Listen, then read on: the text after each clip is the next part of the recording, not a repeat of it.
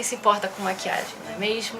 Capítulo 8, o incidente incitante. Nossa, eu vou falar essas duas palavras o tempo inteiro nesse capítulo, tá? Peço desculpas desde já. A história tem um design de 5 partes. O incidente incitante, que é o grande evento que é a causa de tudo que se segue depois disso. Complicações progressivas, crise, clímax e resolução. Para estudar mais sobre o incidente incitante, a gente vai voltar um pouquinho para entender melhor o ambiente. Entendendo o ambiente como período, duração, localização e níveis de conflito. Aqui mostra algumas perguntas que a gente deve se fazer, mas é claro que toda história meio que gera, inspira perguntas únicas. Perguntas que você vai acabar fazendo que outras pessoas não vão fazer, porque tem a ver com a sua história, o ambiente que você criou, a sua jornada. São elas, as perguntas básicas. Do que os meus personagens sobrevivem? Qual é a política do meu mundo? Isso serve para a política de trabalho, política dentro da família, política no relacionamento amoroso, serve para qualquer tipo de política. Quais são os rituais do meu mundo? Quais são os valores do meu mundo? O que os personagens acham certo, errado, bom, mal? Qual é o gênero ou a combinação de gênero da sua história? Quais são as biografias do personagem? O que os moldou até o momento da abertura do livro? Desde o nascimento desses personagens até o momento que começa a história, de fato. Qual é a história pregressa? E que não é a história de vida do personagem, porque isso é a pergunta anterior, da biografia do personagem. Aí sim você tem a história dele. Aqui na vida pregressa são os eventos importantes e relevantes que o escritor pode usar em algum momento da história para mostrar as mudanças. Por último, qual é o meu design de elenco? Aqui ele quer dizer o seguinte, porque os eventos vão acontecer na sua história e cada personagem vai reagir de uma forma. Quanto mais personagens pensam e reagem igual, menos conflito a sua história vai ter. E uma boa estratégia, na verdade, é o oposto disso. Você quer maximizar o número e as oportunidades de conflito. Autoria. Assim como as histórias que você quer contar, você quer ser reconhecido como um autor original. Considere essas palavras: autor, autoridade e autenticidade. Autor é o título que a gente dá normalmente para romancistas e dramaturgos e raramente para roteiristas, mas no sentido de criador, aí sim, porque um verdadeiro autor, não importa em qual meio que ele esteja escrevendo, ele conhece o seu assunto. É que diz que a prova dessa autoria é que suas páginas têm um sabor de autoridade. E o efeito dessa escrita é a autenticidade. 2 princípios controlam a ligação com o público. O primeiro a gente já falou, que é a empatia, e o segundo, a autenticidade. O público tem que acreditar. No momento em que faltar credibilidade na sua história, essa empatia se dissolve e ninguém vai sentir mais nada. E credibilidade não significa realismo. Isso não tem nada a ver com a sua história ser realista ou não. Lá vem eu aqui citar Aristóteles de novo, mas enfim, como diz Aristóteles, uma impossibilidade convincente é preferível a uma possibilidade não convincente. E além do detalhe físico e social, devemos criar também uma autenticidade emocional. E isso tem muito a ver também com o que a gente já falou nos capítulos anteriores. Você criar personagens com máscaras e essências que combinem, que se equilibram, que tenham algum equilíbrio, que o comportamento de cada um seja coerente com aquilo que você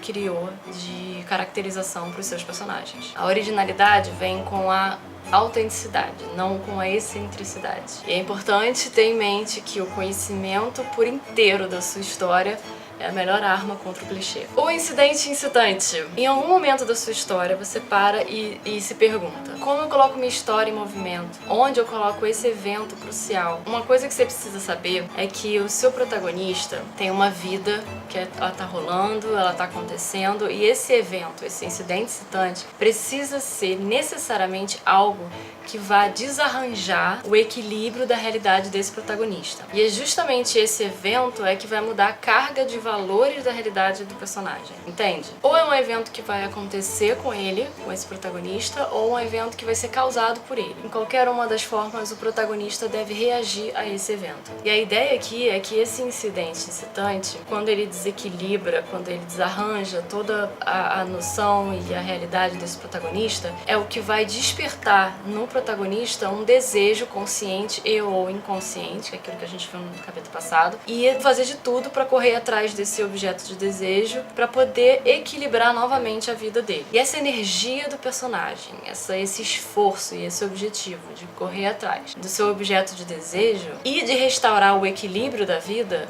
porque agora tudo virou um caos, é o que a gente chama de a espinha da história. Do ponto de vista do escritor, olhando desde o início até o clímax, desde o evento, do incidente excitante até o clímax, até o final, há apenas uma história. Na essência, a gente sempre conta a mesma história desde os primórdios da humanidade. E essa história, esse formato, a gente pode chamar de jornada. Para entender a forma da sua jornada, você tem que saber qual é o objeto de desejo do seu protagonista. Você tem que olhar para o coração do seu personagem, saber o que ele realmente quer da vida. E aí você vai entender o arco da sua história. O design do incidente incitante. O incidente pode acontecer de duas formas: aleatória ou casualmente, por coincidência ou decisão. E deve ser um evento na história em si, não na vida pregressa. Aqui o Mac dá um exemplo de roteiro, ele fala que tem que estar na tela, né? Porque no caso é o cinema. Mas eu acho que serve para livro também. Para ter essa ligação com o público tem que se perguntar: e agora? O que vai acontecer? O incidente incitante é justamente o que vai instigar a curiosidade do público. Onde localizar um incidente incitante na sua história? Pensa assim: quanto tempo você faria um público esperar sentado na escuridão lá do teatro até começar a história da peça? Você faria um leitor ler 100 páginas do seu livro, sei lá, de 400, 500 páginas, antes de sequer começar a trama central? 100 páginas de pura encheção de linguiça? É uma questão de bom senso, talvez, nessas horas, porque o evento pode estar no início, na abertura do livro,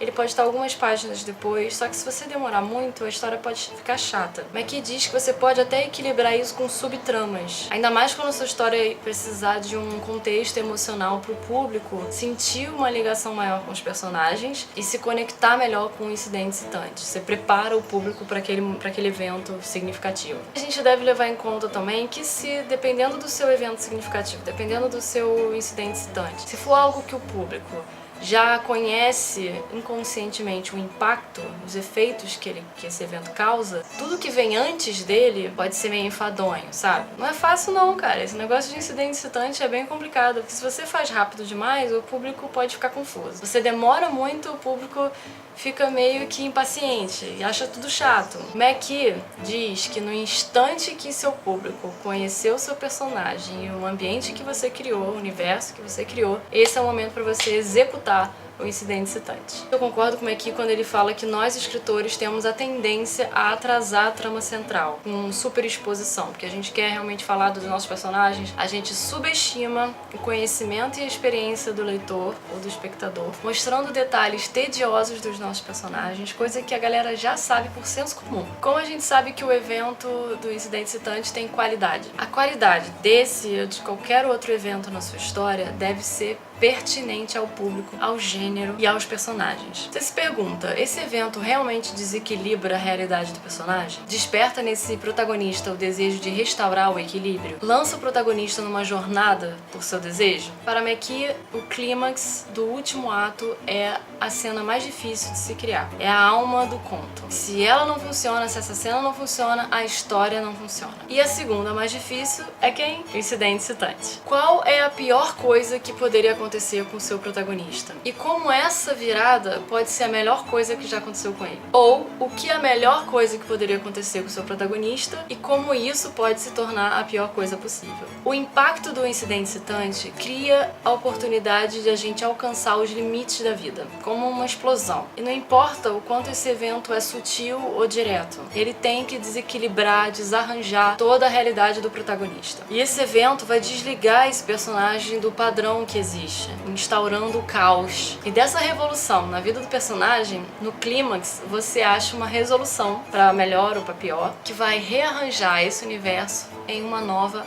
ordem. É isso, próximo capítulo 9, o design do ato. Siga a playlist da Escrita Criativa para acompanhar todos os vídeos. Obrigado por assistir, pela força de todo mundo, tô adorando os comentários, continuem comentando e perguntando. Beijo, fui!